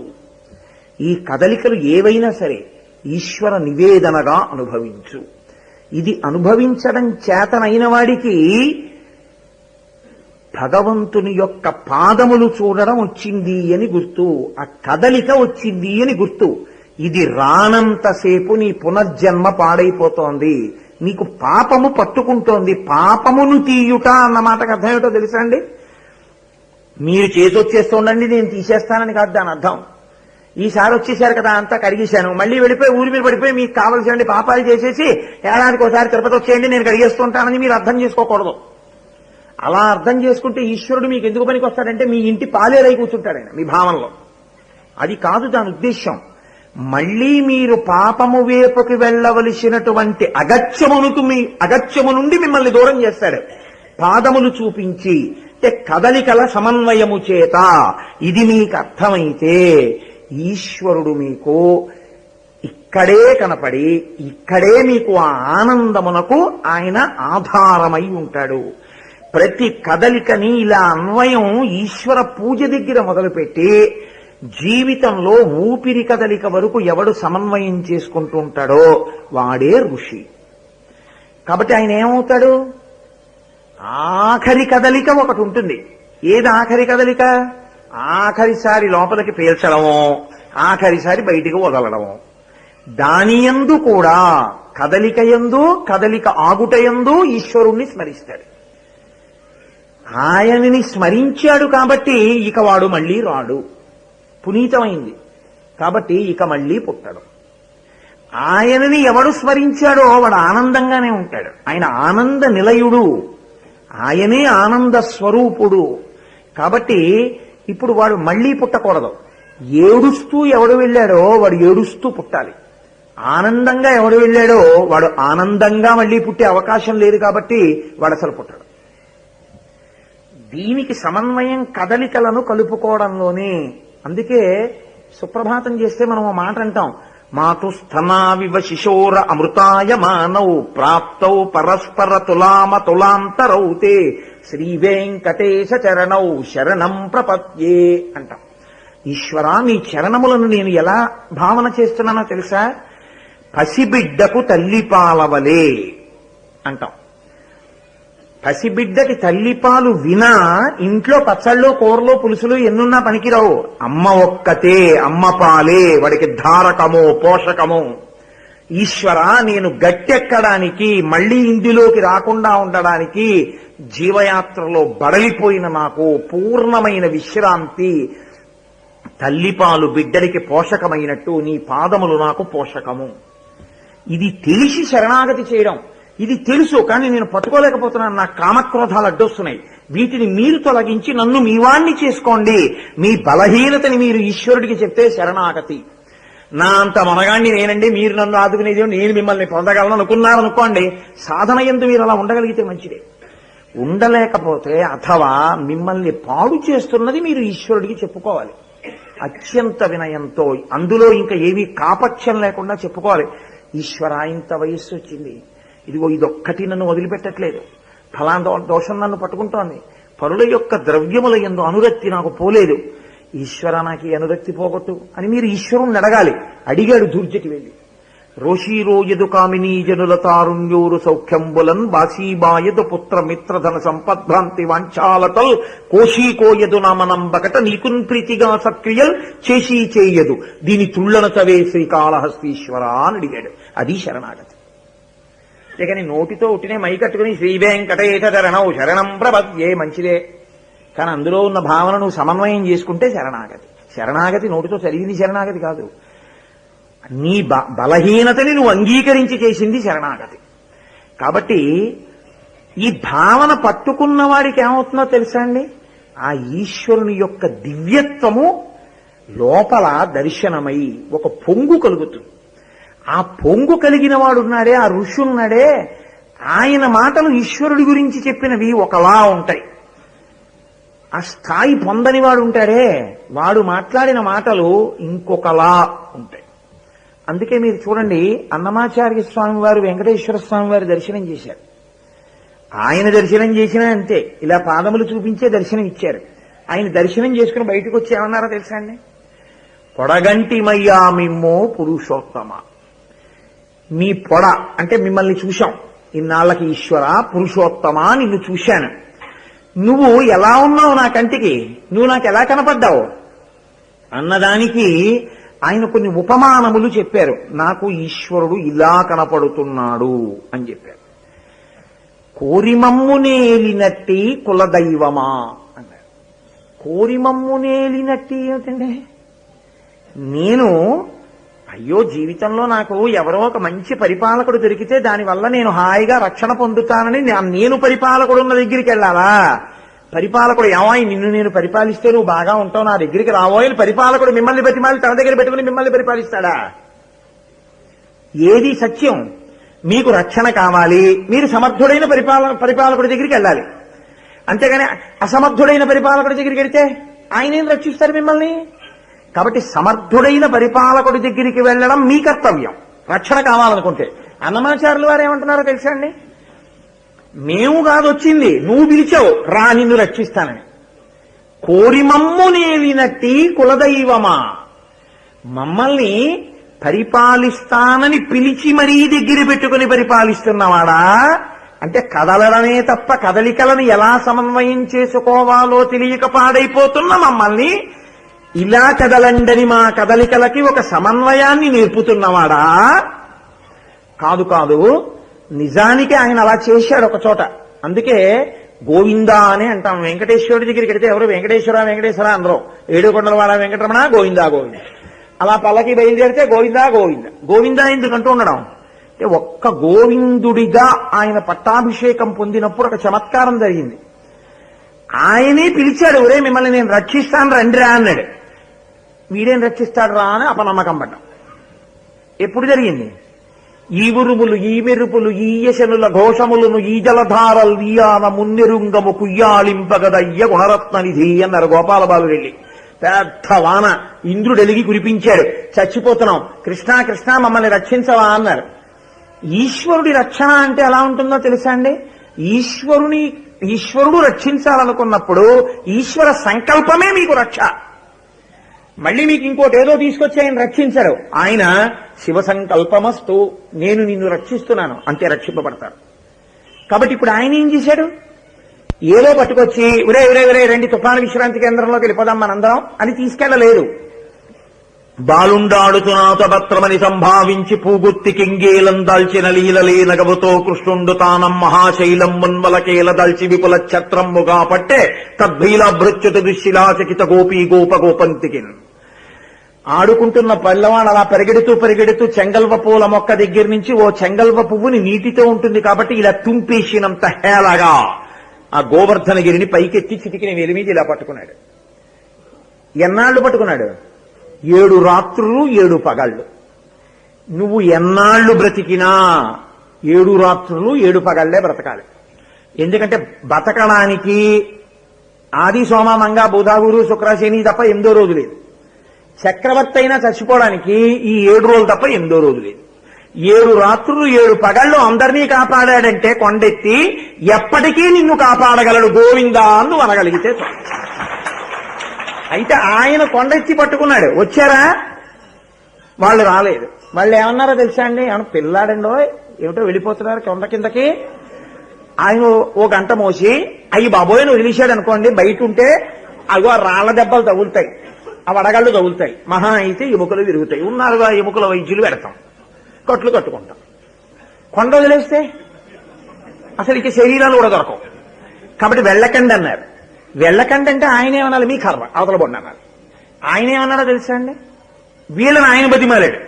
బాలుండి ఇతడు కొండదొడ్డది మహాభారంబు సైరింపకాదాలండోజని దీని కింద నిలువంచింతింపకా బోలదు ఈ శైలాంబోనిధి జంతు కంజిత ధరా చక్రంబు పైపడ్డ నాకేలల్లారదు బంధులార నిలుడీ క్రిందన్ ప్రమోదంబునన్నాడు. అయ్యయ్యో నేను చిన్నపిల్లాన్ని, నేను కొండెత్తి పట్టుకున్నాను, కింద వదిలేస్తానేమో, మీకు ఇబ్బంది కలుగుతుందేమో అని మీరు బెంగ పెట్టుకోవద్దు. ఈ సమస్త బ్రహ్మాండములు వచ్చి ఈ కొండ మీద పడిపోయినా ఈ కొండ కదలదు, నేను పట్టుకున్నాను, నన్ను నమ్మండి, దీని కిందకి రండి ఆయన బతిమాలే. ఆయన బతిమాలవలసిన వాడు, మనమా బతిమాలవలసిన వాళ్ళం? ఆయనని నమ్మం మనం. నన్ను నమ్మండి అంటాడు ఆయన. నన్ను నమ్మండిరా అంటాడు. ఈ చెయ్యి పెట్టి చూపించి ఒకనాడు గోవర్ధనగిరి నెచ్చాను, నీకు నేనేమి ఇవ్వలేనంటాడు ఆయన. కోరిమమ్మునేలినట్టి కులదైవమా, ఇది మాకు పెద్దలు చెప్పారు, మా బుద్ధి గడ్డి తిని మేము నమ్మం. కోరిమమ్ము ఏలేవయా, మేము ఇంత రక్షకుడవైనా ఈశ్వరా నువ్వు మాకు శరణం అని త్రికరణ శుద్ధిగా అనం. నువ్వు మాత్రం అయ్యో రే నేను రక్షిస్తాను రా నన్ను నమ్మండి రా, బుద్ధినిచ్చావుగా, అందుకని మనుష్య ప్రాణి నమ్మాలి. మేమేమో నమ్మం, ఊళ్ళో అన్నీ నమ్ముతాం, ఇది నిన్నొక్కడే నమ్మం. కాబట్టి కోరిమమ్మునేలినట్టి కులదైవమా, గారవించి దప్పి తీర్చు కాలమేఘమా. ఏమి మాటలండి అవి? అది వెంకటేశ్వర దర్శనమునందు నిజంగా రమించిన వాడి నోటి వెంట వచ్చే మాట అది. గారవించి దప్పి తీర్చు. ఎంత దాహం, నీళ్లు లేవు అసలు. చాలా మందికి నీళ్లు అందట్లేదు. 3 రోజులకు ఓ గంటే కొళాయి, పోసుకుందామంటే నీళ్లు లేవు. తాపం, చెమట, ఇంత బాధ. మీరు పిలిస్తే వచ్చిందా మేఘం? మీరు కృతజ్ఞత చెప్తారని ఆగిందా? మీరు సత్కారం చేస్తారు ప్రోల్దండేస్తారని నిలబడిందా?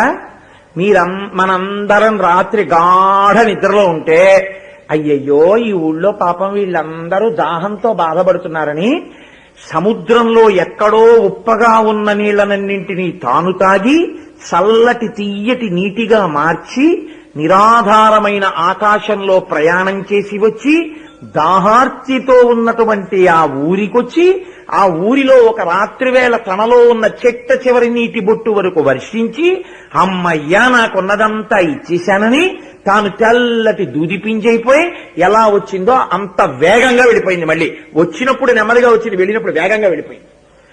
ఇచ్చేసిన తర్వాత వెళ్ళిపోవడమే తప్ప నేను ఇచ్చాను నాకేమైనా ఇస్తారా అని చూడ్డం చేత కాని మేఘం ఎటువంటిదో మా దాహం తీర్చడానికి వచ్చి మా దాహం తీర్చినా మేము దానికి నమస్కారం చెయ్యాలని కూడా నిలబడకపోవడానికి మేఘం ఎటువంటిదో, ఈశ్వరా మాకు ఉపకారాలు చేయడం, శుభ్రంగా తినేసి నీకు ఈశ్వరార్పణమస్తు అని కూడా అనకుండా తినేసినా, నీ మొహం ఇచ్చా నేను జీర్ణం చేయను అనకుండా తిని పడుకుని గుర్రు పెడితే లోపల అహం వైశ్వానరో భూత్వా ప్రాణినాం దేహమాశ్రిత ప్రాణాపాన సమాయుక్తం పచాన్యన్నం చతుర్విధం.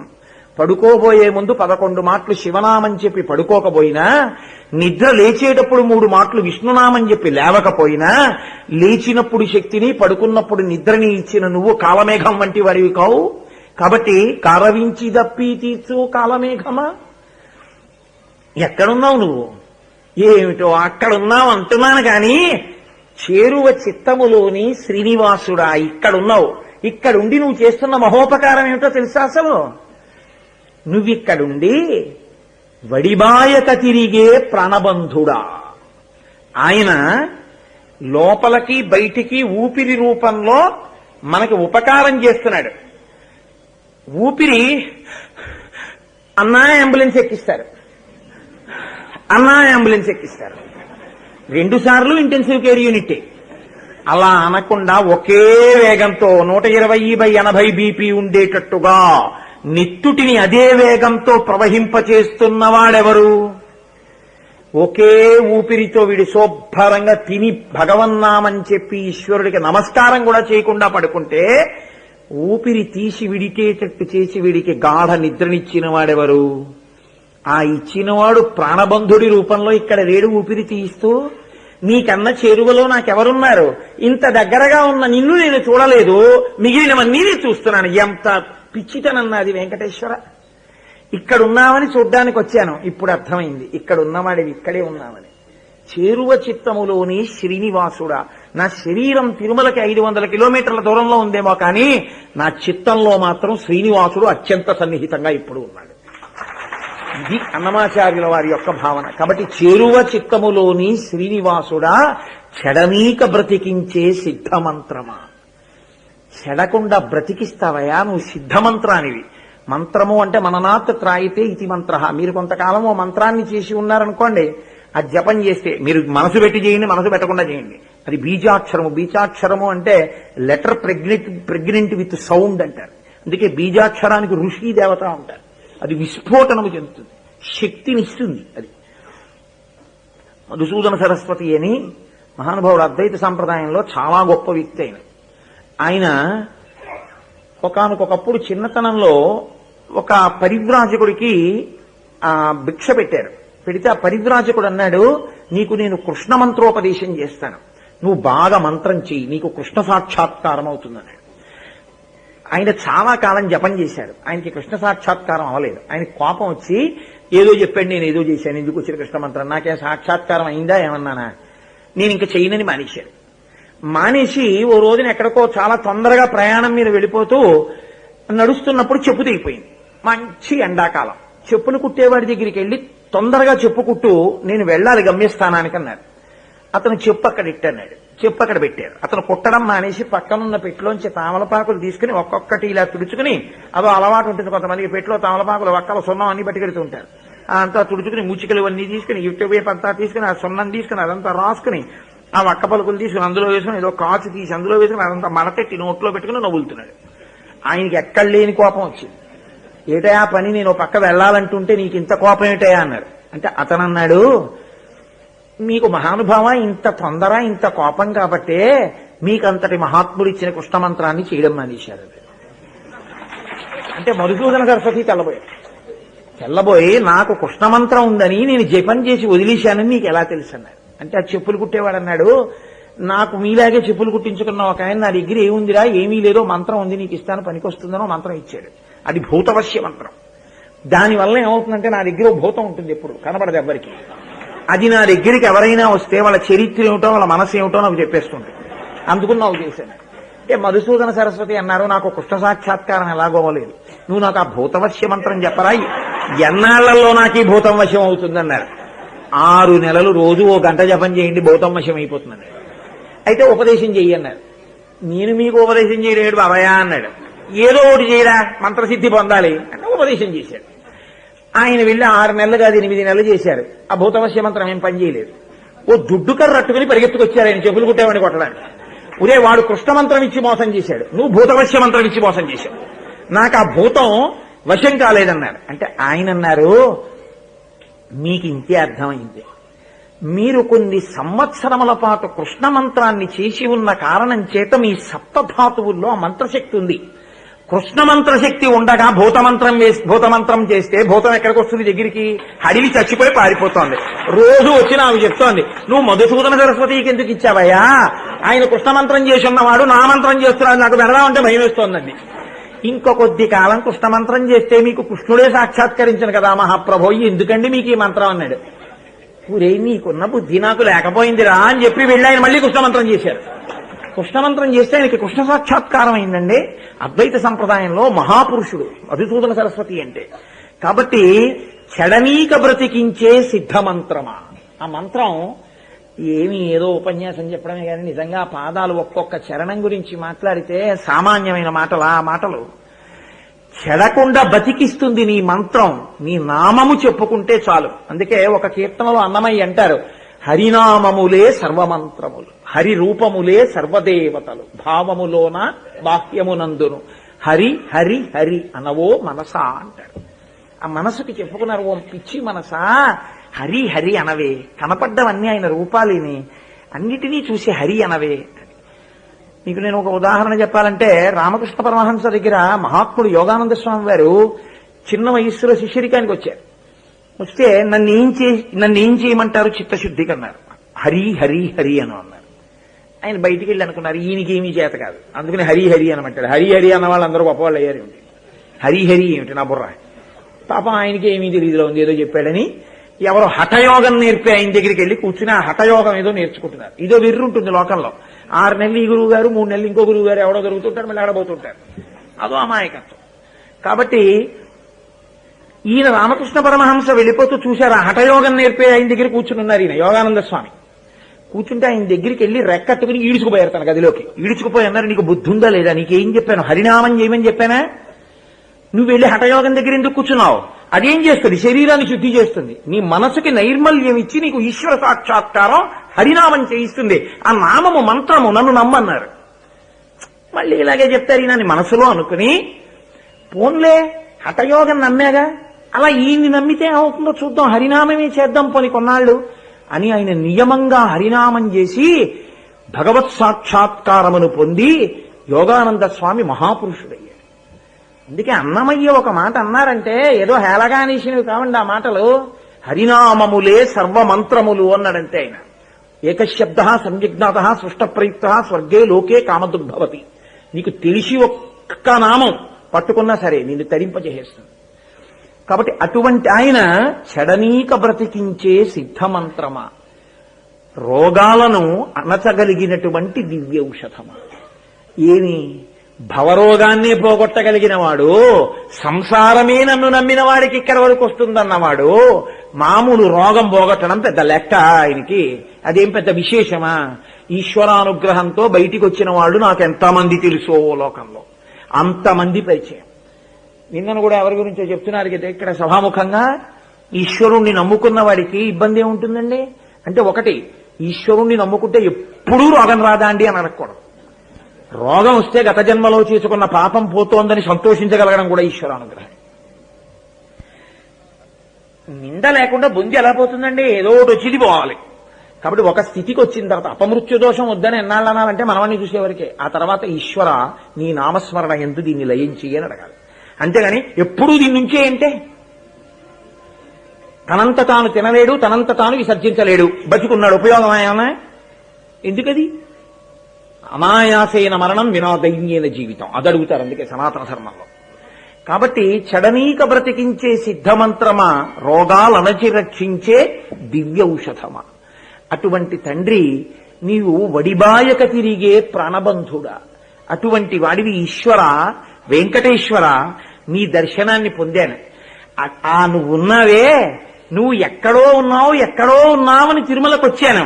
కాదు నువ్వు ఎక్కడున్నావో తెలుసా, చేరువ చిత్తములోని శ్రీనివాసుడా. తండ్రి నువ్వు ఇక్కడున్నావు, అని అన్నవాడి పరిస్థితి ఏమవుతుందో తెలుసా అండి? మీరు అన్నమాచార్య అంటే నాకు ఇప్పుడు సమయం లేదు కాబట్టి నేను అవన్నీ స్పృశించను. అన్నమయ్య కీర్తనల యందు ఒక వైశిష్ట్యం ఉంటుంది. అదే పనిగా ఈశ్వర స్తోత్రమే కాదు ఆయన చేసింది. పరమ ప్రీతితో ఈశ్వరుణ్ణి ఊయలలో కూర్చోపెట్టి ఊపుతున్నటువంటి స్త్రీల యొక్క అందాన్ని ఆయన వర్ణించారు ఒక చోట. లాలను చున్ను పేరు లలనలిరు గడ్డలా ఆవిడ ఉండగా నేను పాడితే బాగుండదు. వాళ్ళు లాలి అంటే ఉయ్యాలలు ఊపారు. ఆ ఊయలలు ఊపిన కీర్తనలో ఆయన ఎవరిని స్తోత్రం చేశారో తెలుసా అండి? చిట్ట చివరి శ్లోకంలో కృష్ణ భగవానుడి గురించి చెప్పారు. ఆ కీర్తనంతా ఎవరి గురించి చెప్పారంటే, ఊయలకి కట్టిన బొమ్మ ఇలా కదులుతూ ఉండడం, వాళ్ళ యొక్క పవిట చెంగు తగులుతూ ఉండడం, వాళ్ళు సంతోషపడిపోవడం, వాళ్ళ నవ్వులు. దాని అంతరార్థం ఏమిటో తెలుసా అండి? ఎప్పుడూ నిరంతరం ఇక్కడే ఈశ్వరుడున్నాడన్న భావనతో ధ్యానం చేసి ఈశ్వర దర్శనమును ఇక్కడ పొంది సంతోషపడిపోయేవాడి స్థితి ఏదో అది లాలనుచును చేరు లలనలిరుగడల. అది ఆ ఊపు, ఆ ఉయ్యాల. అది అనుభవించిన వాడున్నాడే ఆయన దార్శనికుడు, ఆయన ఋషి. ఆయన వెంకటేశ్వర దర్శనం అంటే ఏమిటో, వెంకటేశ్వరుడు అంటే ఏమిటో చెప్పినవాడు. కాబట్టి సరే, ఇంతకీ ఎక్కడ ప్రారంభం చేశానంటే, పద్మాసనస్థయౌ పద్మావతీదేవి నిజవక్షమందున నిలుపుకొనుచు జనులకు తన చరణములే గతియని దక్షిణ కరము పాదములు చూప నా చరణములు నమ్మిన వారలకు ఈ భవాంబోధి కటిదగ్నమగునటంచు వామహస్తంబు కటిభాగమున నుంచి చూపరులకు సంకేతించుచుండా పరమ పావన శేష పర్వతము మీద అలరు ఆనంద నిలయమందునను నిలచి దివ్యమంగళ విగ్రహుండవ్యయుండు భక్త వరదుండు వెంకటేశ్వరుడు వేట్కా. ఆ భక్తితో ఆయన కదలికలని సమన్వయం చేసుకోవడం అన్నది ప్రారంభమైన వాడు మళ్లీ కదిలి పుట్టవలసిన అవసరం లేనటువంటి స్థితికి వెళ్ళిపోతాడు.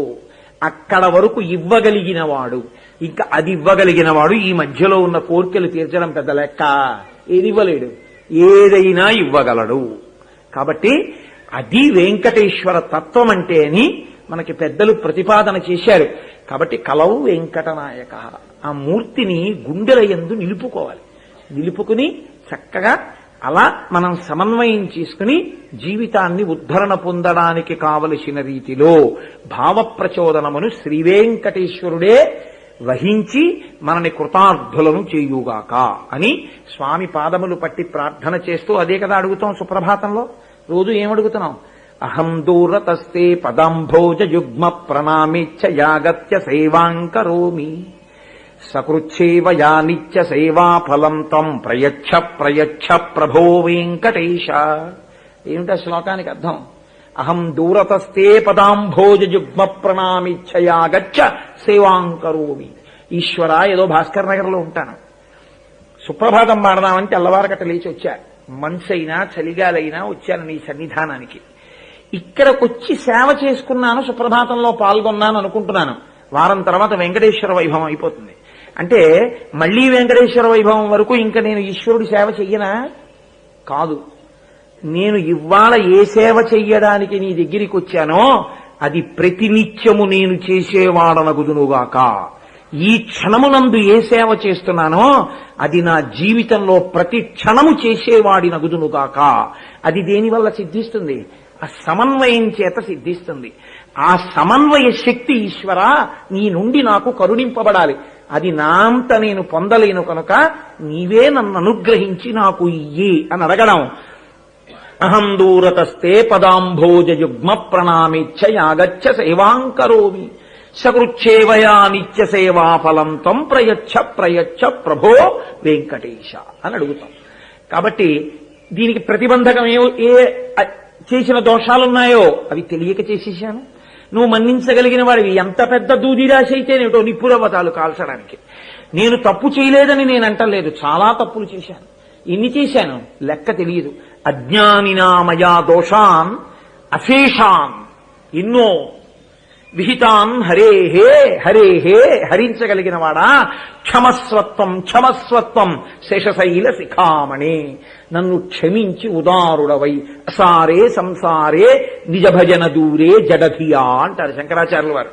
అలా నేను మగ్నమైపోయున్న నన్ను, నా తప్పులను మన్నించి పాపమనే ప్రతిబంధకాన్ని తీసేసి ప్రతి క్షణం నీ పాద సమన్వయంతో జీవించగలిగిన నిజమైన బ్రతుకును నాకు నీ అనుగ్రహంగా కృప చెయ్యి అని ఎవరు అడుగుతారో వారికి వెంకటేశ్వరుడు ఇచ్చేటటువంటి గొప్ప బహుమానం ఇహమునందు హాయిగా ధార్మికంగా జీవించగలగడం, శరీరము పడిపోయిన తరువాత ఆయన యందే లీనమైపోయేటటువంటి స్థితిని పొందగలగడం.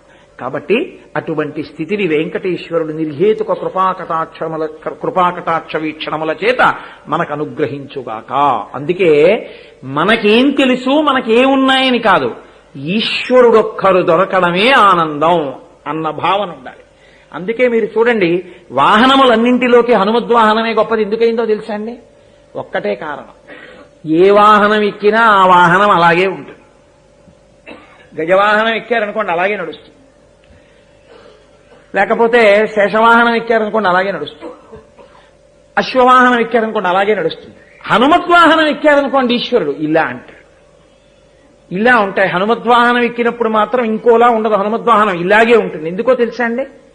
మీరు చూడండి, మీరేదో చిన్న ఉపకారాన్ని కోరుకున్నారనుకోండి, నేను చాలా పెద్ద ఉపకారం చేసేసాను అనుకోండి, అయ్యా ఏదో నాకు కొంచెం నెలకి 1000 రూపాయలు 2000 రూపాయలు వచ్చే ఉద్యోగం ఏదైనా ఇప్పిద్దరు, ఒక్క 6 నెలలు అలాంటి ఉద్యోగం ఏదైనా ఇప్పిస్తే ఎక్కడన్నా ఉద్యోగం వెతుక్కుంటాను అని మీరు అన్నారనుకోండి, పిలిచి ఇక్కడే చేసుకోవాయా, నెలకు 25,000 ఇస్తాను ఉండిపోతావా అన్నారనుకోండి, వెంటనే మీరేమంటారు?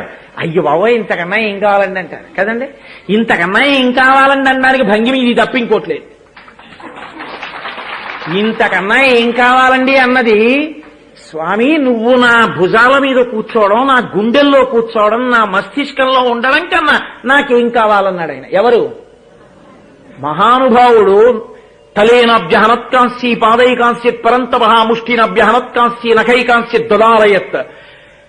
గోళ్లతో, మోచేతులతో, మోకాళ్లతో రాక్షసుల్ని మర్దించగలిగిన వాడు, బుద్ధిమతాం వరిష్టం, 10 నెలల నుంచి ఏడుస్తున్న తల్లిని ముట్టుకోకుండా నోటి మాటతో ఊరట కల్పించగలిగిన వాడు, మేరు పర్వతమంత పెరగగలిగిన వాడు, అపరిమితమైనటువంటి వేగంతో 100 యోజనముల సముద్రాన్ని దాటగలిగిన వాడు, మైనాకుడే వచ్చి నిలబడినా నాకు ఈ సత్కారం అక్కర్లేదని ప్రీతోస్మి కృతమాతిథ్యం మంజురేషోపనీయతాం తలతే కార్యకాలోమే అహస్యా ప్రతివర్తతే ప్రతిజ్ఞాతమయా దత్తానస్తాతవ్యమిహాంతరే అని వెళ్ళిపోగలిగిన వాడు, రావణుణ్ణి చూస్తే చాలు సమస్త భూతములు వణికిపోయే రోజుల్లో రావణాసురుడి దగ్గర నిలబడి ఏమనుకుంటున్నావు రామచంద్రమూర్తి అంటే, మండిత విస్ఫులింగ విషమ జ్వలితానల కీలలు వబ్జ గర్భాండము నిండ రామ వసుధాదిపుడేశుడు వజ్రసాధన ఖండిత పంక్తి కంటక నకంట పురాంతక శైలకాలనొద్దండ బలప్రచండ పురదండ విఖండన చండకాండములని చెప్పగలిగిన మొనగాడు, అంతటి ఉపాసకుడు, సంజీవనీ పర్వతాన్ని తీసుకొచ్చి వానర సైన్యాన్ని బ్రతికించగలిగిన వాడు, రామలక్ష్మణులు పడిపోయినా ఏ అస్త్రమునకు చిక్కక నిలబడగలిగినటువంటి వాడు, రాముణ్ణి ఓదార్చిన వాడు, సీతమ్మను ఓదార్చిన వాడు, సీతారాముల్ని కలిపి రామాయణ మహామాలా రత్నం వందే అనిలాత్మజం అయినటువంటి వాడు, మణిపూసైన వాడు, చిరంజీవి అయిన వాడు, రామాయణంలో రాముడు అందరికీ ఉపకారాలు చేసి ఒక్క హనుమ దగ్గరికి వచ్చేటప్పటికి కౌగలించుకుని ఉత్తరాఖండలో మదంగే జీర్ణతాం జాతు యత్తయోపకృతే కపి, ఓ హనుమ నీవు చేసిన ఉపకారము నా శరీరమునందు జీర్ణమైపోవుగాక, దీనికి నేను నీకు ప్రత్యుపకారం చెయ్యలేనన్నాడు. అంతటి మహోపకారం చేసినవాడు, సీతారాముల యొక్క ప్రేమని పొందినవాడు, రామనామం పట్టుకుని చిరంజీవి అయినవాడు, భవిష్యత్ బ్రహ్మ అయినవాడు, చేతకాక ఈశ్వరుణ్ణి ఎక్కించుకుని ఇలా అన్నాడా? ఇన్ని ఉన్నవాడు ఈశ్వర భక్తితో ఆ రామచంద్రమూర్తి ఏమి పిచ్చి వేషాలు కొన్ని బయలుదేరుతున్నాయి సభలో, ఎవరో చూసి బుద్ధిగా ఉండడం నేర్చుకోమని చెప్పండి. ఇది సినిమా హాలు కాదు ఇళ్ళ వేయడానికి. భావ ప్రచోదనాన్ని సాత్వికంగా ఉంచుకోవడం అలవాటు చేసుకోండి. అలా అలవాటు లేకపోతే సభలోకి రాకుండా దూరంగా కూర్చోండి. కాబట్టి ఇంత శక్తి ఉన్నా అత్యంత వినయంగా ఉండి రామచంద్రమూర్తిని తన భుజాల మీద కూర్చోపెట్టుకుని ఇంతకన్నా నాకేం కావాలని అడిగిన వాడెవరున్నాడో అటువంటి వాహనం మీద ఇప్పుడు స్వామి ఊరిరిగింపుగా బయటికి వస్తారు. అటువంటి హనుమద్వాహనం మీద స్వామి విడుతుండగా చూడడం కన్నా మన జీవితానికి భాగ్యమే ఉంది. అటువంటి వాహనం మీద కూర్చుని సహస్రదీపాలంకార సేవలో ఊయలలూగుతుంటే అన్నమయ్య యొక్క కీర్తనలు వినపడుతుంటే ఆ ఆనందంతో ఆ ఊయల యొక్క ఊపు చూసి తరించడం కన్నా మనకి కావలసిందే ఉంటుంది. కాబట్టి చక్కగా ఇప్పుడు అది అనుభవిద్దాం. రేపటి రోజున బాగా జ్ఞాపకం పెట్టుకోండి, అందరికీ అవకాశం ఈశ్వర సేవలో ప్రత్యక్షంగా కల్పించడం కోసమే రేపు సాయంకాలం పూలతో పంచకట్టడం ఆప్ చేసి గంధంతో పంచకట్టడం అన్నది ఏర్పాటు చేశాం. అందరూ తమ శక్తిని ఉపయోగించి సుప్రభాత దర్శనంకి వచ్చినప్పుడే తెచ్చేసుకుని సుప్రభాతం అయిపోగానే ఎక్కడి వాళ్ళు అక్కడ కూర్చుని జరిగే క్రతువు జరుగుతుంటుంది. కళ్ళటు పెట్టండి, చేతులతో గంధం తీద్దాం. నేను తీస్తాను.